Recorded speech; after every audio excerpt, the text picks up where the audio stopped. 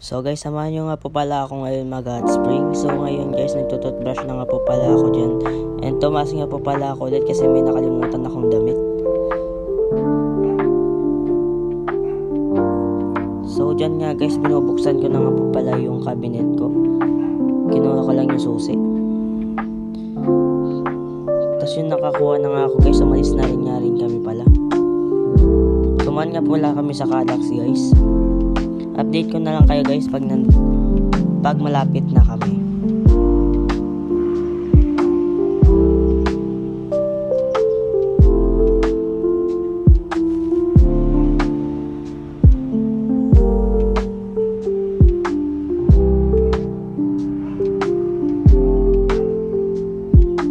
So yan guys, malapit na nga po pala kami dyan. So pumunta nga lang pala kami ng 7-Eleven ta bumili ng shampoo and sabon. So andyan na nga po pala tayo sa may South Wind na hot spring guys. Dito yan sa Laguna. So yan guys, samahan nyo nga po pala ako ngayon magpalit guys. Nakapalit na nga po pala ako dyan. So pupunta na tayo sa may cottage. Papunta nga po pala ako sa cottage namin ngayon.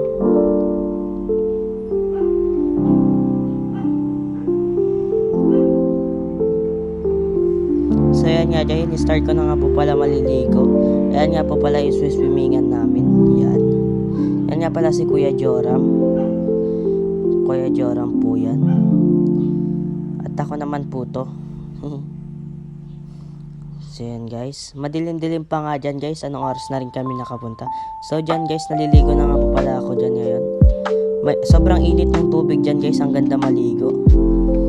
Tapos dyan patapos na nga po pala kami maligo.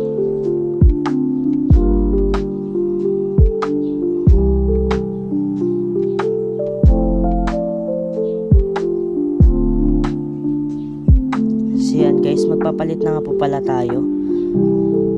So update ko na lang kayo guys pagkatapos ko magpalit.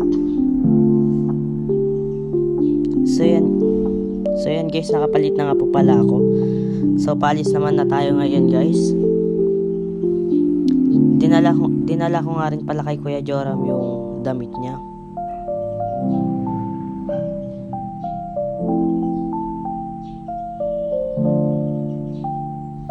Tapos tignan nyo yung hotel nila dyan guys.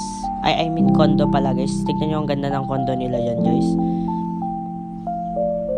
Tapos marami pala silang hot spring na swimming pool. Yung tubig pala nung hot spring nila galing sa bundok.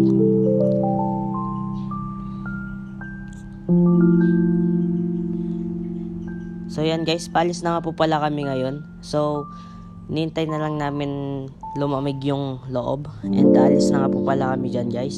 So ayan muna ako na tamang pakyut lang, pakyut yarn.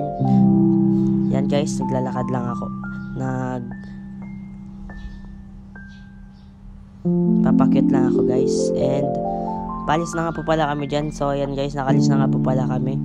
And may isang oras nga po pala kaming biyahe dyan papuntang Silang Cavite. Yan guys, umalis na po pala. Ayan nga po pala si Uncle Ben. Ayan naman po si Kuya Joshua. And si Kuya Joram. And si Ate Nika. So yan guys, malapit na nga po pala kami dyan sa bahay.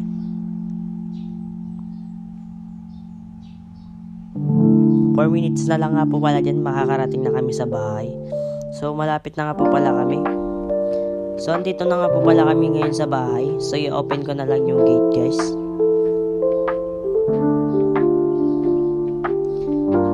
So guys, huminto na nga kami. For watching guys. Follow nyo na ako kung hindi ka pa nakapollow. Thank you.